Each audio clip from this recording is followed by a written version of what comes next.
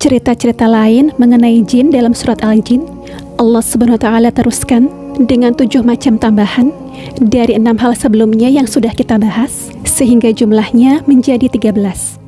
7 macam itu adalah: yang pertama, dalam surat Al-Jin ayat 8, dan sesungguhnya kami jin telah mencoba mengetahui rahasia langit, maka kami mendapatinya penuh dengan penjagaan yang kuat dan panah-panah api.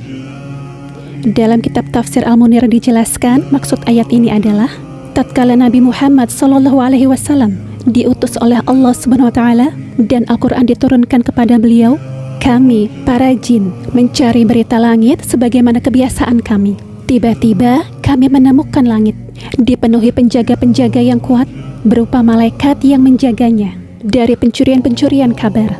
Kami para jin menemukan juga api dari bintang-bintang yang membakar dan menghalangi siapa saja yang ingin mencuri kabar seperti yang selama ini kami lakukan.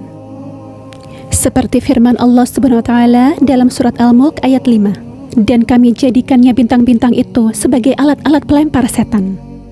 Syuhuba artinya bongkahan bintang-bintang yang dibakar untuk jin ketika mencuri kabar.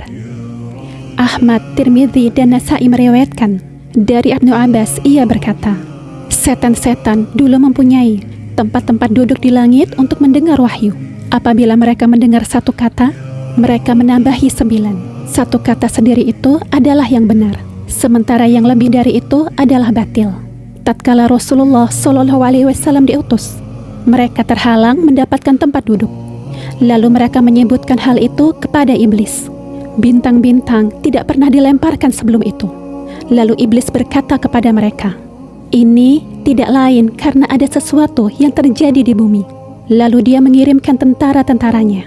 Kemudian mereka menemukan Rasulullah SAW berdiri dalam keadaan sholat di antara 2 gunung di Mekah. Lalu tentara-tentara itu mendatangi iblis dan memberitahukan apa yang mereka lihat.